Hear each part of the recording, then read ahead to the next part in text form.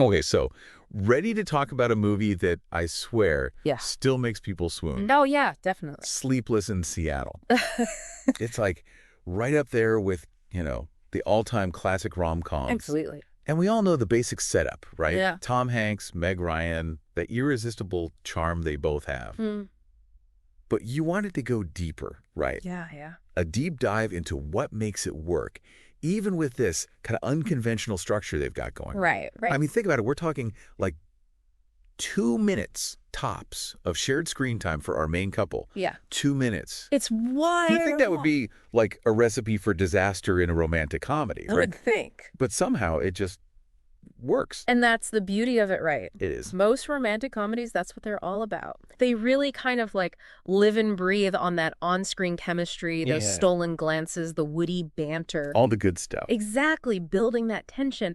But Sleepless in Seattle, it flips the script. What? The longing, the distance, that yearning that becomes the romance. So true. Even that Collider article we've got for this one, they call it innovative. Mhm. Like even compared to rom-coms they're making now that try to do those same tricks. Yeah. And that YouTube review you sent over?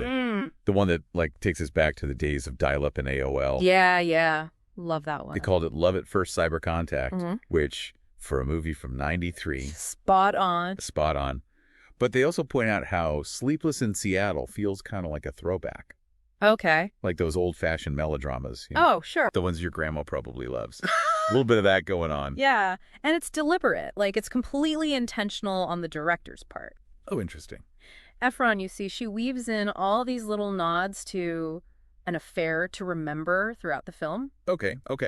It's more than just a plot device, it's a commentary Oh, I like that. on how we see romance, like shaped by all these classic movies we grew up with. Makes sense. Almost like we're programmed in a way to root for that kind of love story. Totally. And speaking of influences, the Wikipedia article on this movie is wild. Oh, yeah. What'd they dig up? Apparently, Ephron wanted to go even further, like make the movie even funnier, Oh, wow. Edgier. edgier. Ah, And get this, Tom Hanks almost said no to the role. no way. Can you imagine? Sleepless in Seattle without Tom Hanks. Unimaginable. It just wouldn't be the same, would it? No, not at all. The article talks about how they brought in all these different writers, to try and nail that balance. Yeah, The humor with the heartfelt stuff. It's a tough line to walk. it is. And you got to remember, back then, Hanks, he was the funny guy. Oh, totally. Big turn hooch. He was on a roll. So for him, he's looking for something meatier, Yeah, deeper. So they make his character, Sam, grumpy. grumpy. Which, kind of funny in itself, right? Right. But it also makes that whole yearning for connection way more relatable. Oh, absolutely. Okay, so we've got Ephron wanting quirky and edgy. Hanks wants to really dig deep emotionally. Yeah. And speaking of things that tug at your heartstrings, Yeah. can we talk about the whole destiny angle for a minute? Oh, boy. I mean, Annie hears one radio call from this guy. One. And bam, she's convinced. He's the one. He's the one. Come on, I know this is a rom-com we're talking about. Right. But even I find that a little hard to swallow sometimes. And that is where Sleepless in Seattle gets really interesting. Okay, tell me more. So most romantic comedies, they kind of shy away from those classic tropes. They do, yeah. The cheesy stuff, the things that make you roll your eyes and go, oh, come on. Yes, like, please, just get real for a second. Exactly. But Sleepless in Seattle, it leans in. Really? It embraces them, almost exaggerates them, Okay. And this is key, by doing that, it brings us in on the joke. Oh, I see. We're laughing with the movie, not at it. So it's self-aware. Self-aware, exactly. And that makes all the difference. It's like, it's winking at the audience saying, we know this is a little much, But just go with it. but go with it, enjoy the ride. I like it. And that brings us to another fascinating point. You mentioned that scene at the Empire State Building. Oh, iconic. Iconic. The final scene, although that Wikipedia article did say shooting it was a nightmare. Oh, tell me it's true. Tell me about the drama. It's juicy. Apparently they only had a 6-hour window to get it all filmed. No way. All thanks to, wait for it, Leona Helmsley, Get out. who owned the building at the time. Wow. Let's just say she was indisposed. Indisposed, right? Behind bars is what I meant. Wow. Talk about bad timing. Right. But here's the thing. Those real-life constraints, all that pressure, Yeah. it somehow makes that final scene even more magical, Oh, so. Well, because you know how much had to line up perfectly for Sam and Andy to actually meet. It's true. It just adds to the emotional impact. You're right, it does. It speaks to the film's, I don't know, ability to bottle up these serendipitous moments, those moments that just feel destined to be. But it's not just those grand romantic gestures, right? Yeah. Sleepless in Seattle, it's surprisingly nuanced. Okay. Especially when you look at The little things, like the way Ephron uses, visual cues and the editing to sort of draw that connection between Sam and Annie, even when they're like a whole country apart. Like that bit, remember? Yeah. Where they're both like interacting with the same door. Oh. Even though they're in completely different cities. It's brilliant. It's subtle, but it's powerful. It is, yeah. It's like she's subtly saying, look, these two, they're two sides of the same coin, Yeah. drawn together by something they don't even realize. Well, just giving like invisible string theory vibes. Right. And speaking of subtle cues, did you catch the whole thing with the color red? Oh. It pops up more and more as their paths start to, converge.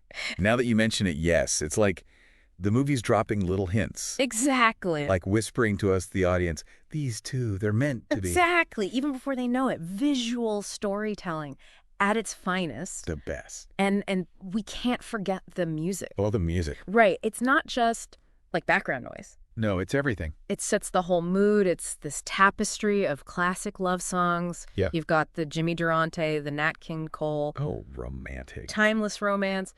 It feels familiar, but also, like, personal. It's funny you should say that, though, because the Wikipedia rabbit hole I went down, John Barry, he was supposed to do the music, right? He was the original composer, yeah. He walked away. He did. Over the music choices. No way. Really? Yep. Apparently, the studio, they had this list of songs they wanted in the movie. Okay. And Barry was like, not having it. Interesting. Creative differences. Big time. He felt like they were trying to like force these pop songs in. I see. Shoehorn them in. Right. Instead of letting the music just come naturally from the story. Yeah. So he bailed. And in steps Mark Shaman, who did the score we all know and love. Right.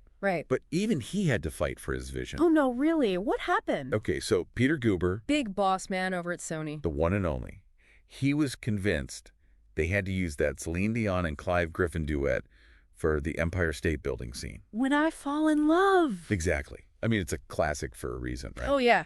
Yeah. But Ephron, adamant. Make someone happy. Oh, the Jimmy Durante version. Chills. Every single time. So good. But to get her way, Ephron, she basically had to, like, stage a coup, right? No way. What'd she do? Wikipedia says she went behind Guber's back, tested the scene with Make Someone Happy during, like, these test screenings. Oh, sneaky. I like it. Right. So what? The audience loved it. Yeah. Loved it. So she goes back to the studio, proof in hand, and basically forces them to go with her gut. That's our Nora. See, that's why she's the boss. Intuition, like off the chart. The best. Knowing what resonates. And that brings us to another really crucial layer here. The performances. Oh, yeah. Tom Hanks, as always, he brings this like depth and vulnerability to Sam. Totally. Takes him beyond the funny man persona, It makes you feel Sam's grief, like you really feel it. Yes, and that loneliness. And then Meg Ryan, I mean, come on. Radiant. Absolutely radiant. Just as Annie, Yes. That mix of cynicism, but also hopefulness. She's like anyone who's ever been burned by love, but is still like, but maybe this time. Exactly. Still open to it. And the chemistry between them. Off the charts. Even with, 5 minutes of screen time together. It's undeniable. Like, they're communicating on a whole other level. It's in the silences. Even. It's in the eyes, those little glances. Yeah, Ephron knew how to use silence, too. Let the moment breathe. Masterful direction. But we can't forget the supporting cast here, either. Oh, they're good.